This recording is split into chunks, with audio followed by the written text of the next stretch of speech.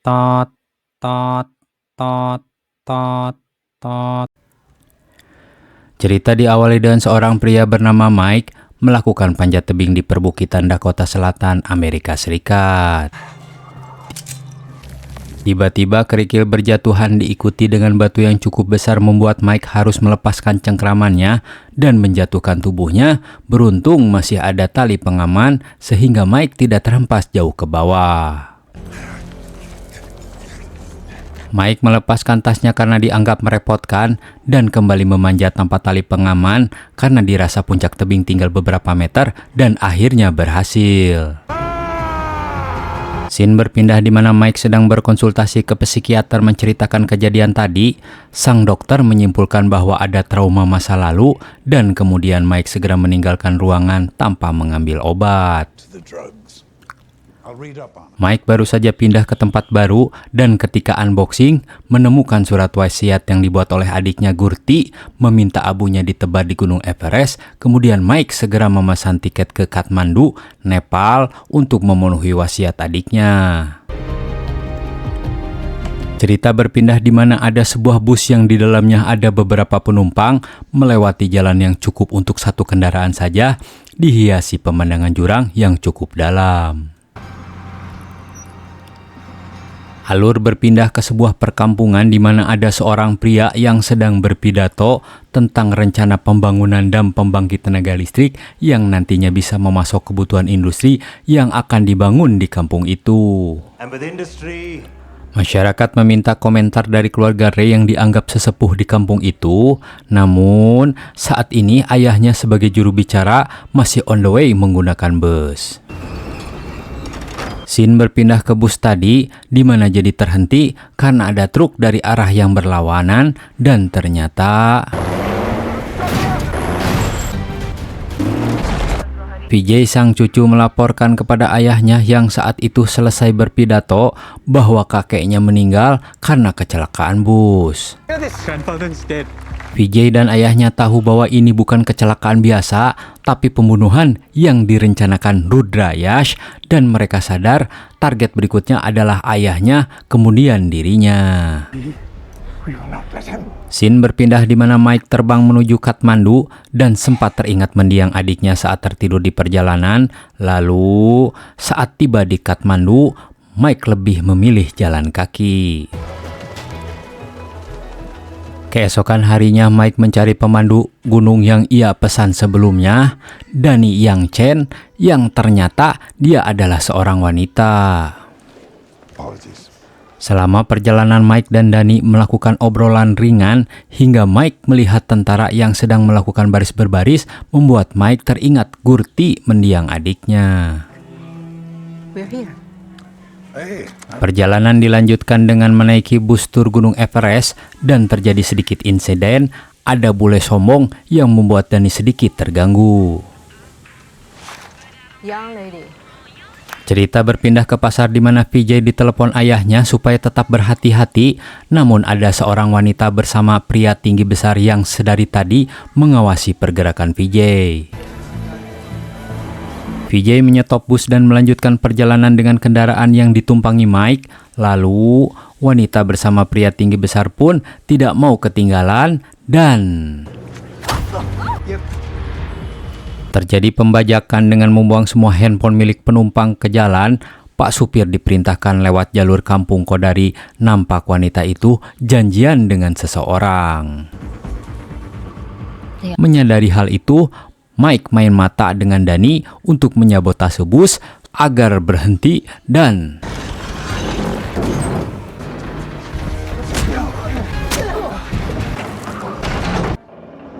posisi bus saat itu seperti telur di ujung tanduk.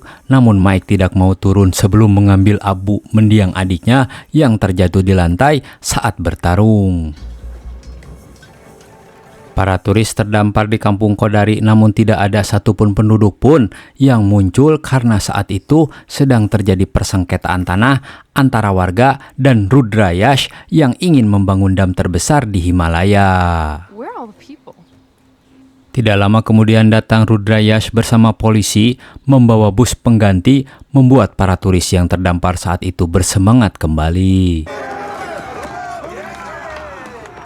Profesor Evan bertanya kepada Kapten Shankar tentang keadaan Vijay Rai yang sempat dibawa dan meminta apakah dia bisa menemuinya. Namun, Pak Shankar hanya menyarankan Profesor Evan untuk segera pergi. Ternyata Vijay sedang ditawan di sebuah gudang, diinterogasi Mr. Yash tentang keberadaan ayahnya Raj dan meyakinkan Vijay bahwa akhirnya pemerintah akan menjual tanah keluarga Rai jika dia dan ayahnya mati.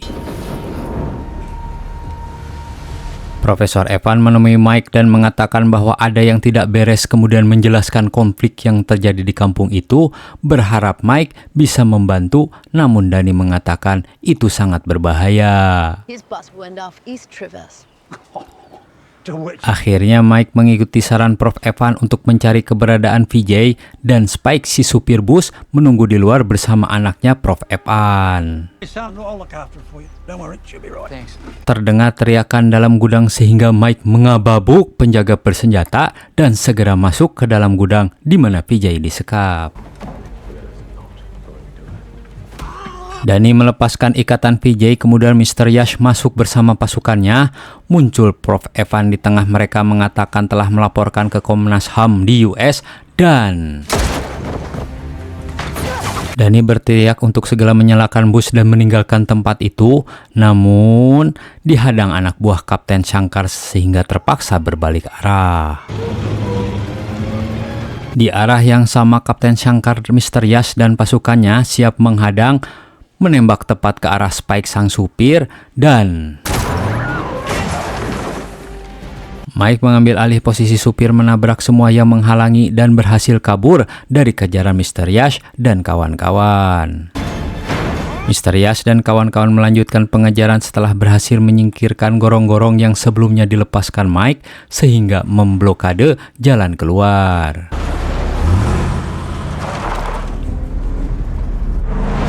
Bus yang dikendarai Mike berhenti sejenak untuk mengatur strategi, namun Spike yang saat itu siuman minta diturunkan dari bus karena tidak mau mati di dalam busnya sendiri, sembari memegang AK-47 dengan 40 tersisa.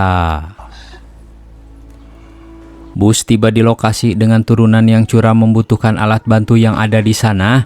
Peninggalan mesin dari industri Cina yang cukup proper membantu kendaraan turun dengan kemiringan ekstrim.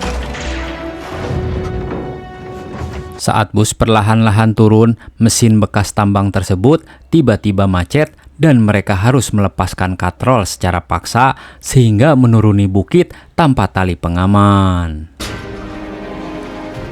Karena turunan banyak tikungan yang mematikan, akhirnya bus terguling, namun lebih mending dibandingkan bablas terjun ke jurang. Mike punya ide untuk memperbaiki bus dengan menggunakan spare part kendaraan yang jatuh ke dalam jurang. Bus kemudian diberdirikan kembali dan mereka pun turun ke jurang untuk mengambil as roda belakang lalu dipasangkan. Di lokasi lain, Raj mengirim pesan kepada anaknya menanyakan mengapa lama sekali, apakah kamu lupa jalannya? Raj tidak sadar bahwa yang membaca pesannya adalah Mr. Yash. Mr. Yash kemudian memerintahkan anak buahnya untuk mendatangi lokasi Raj dan membunuhnya setelah mendapatkan info lokasi dari Raj. Anak buah Mr. Yash tiba di lokasi dan memasuki rumah yang disangka Mr. Raj sedang ada di dalamnya, dan ternyata Mr. Raj punya kode rahasia yang hanya diketahui dia dan anaknya saja. Saat Mike dan lainnya tiba di lokasi bertemu Mr. Raj, Mike tumbang karena luka tembak di bagian samping perut, kemudian Danny berhasil mengeluarkan peluru, sedangkan Star mengambil air di danau. Saat Star kembali dan mengetahui bahwa salah satu pasukan Mr. Yash berhasil menemukan tempat persembunyian Mr. Raj, tiba-tiba dari belakang disergap namun diselamatkan Danny. Keesokan harinya Mike kembali pulih dan mereka melanjutkan perjalanan hingga tiba di lokasi di mana mereka perlu menyeberang menggunakan kren. Saat bus sedang dipindahkan menggunakan kren, pasukan Mr. Yash tiba di lokasi dan Mike melakukan perlawanan dan berhasil masuk ke ruang kontrol untuk mengemudikan kren, namun masih harus berjibaku bertarung melawan Jet. Mike akhirnya berhasil melumpuhkan Jet sehingga bus pun bisa menyeberang dengan selamat, tapi Mr. Yash dan kawan-kawan pun melakukan terus pengejaran. Pasukan Mr. Yash berhasil mendekati bus sehingga terjadi baku tembak dan Jet kembali mengeluarkan RPG namun gagal mengenai sasaran dan akhirnya Jet berhasil masuk ke dalam bus berusaha membunuh Vijay namun digagalkan Dani yang saat itu baru bangun dari siuman. Kapten Shankar pun berhasil masuk ke dalam bus menghajar Mike dan Jet dan Shankar jatuh dari bus tepat di tikungan mereka terhempas ke jurang, membuat Mike, Dani, Star, dan Vijay dapat beristirahat sejenak. Mereka akhirnya ditemukan tentara Cina dan kembali dengan selamat. Vijay kini menjadi pengganti kakek dan ayahnya, menjadi pemimpin di kampung Kodari. Keputusan akhir adalah tetap membangun dam yang tidak terlalu besar namun bisa tetap mendapatkan listrik tanpa mengorbankan sungai yang dianggap suci. Dan film pun berakhir.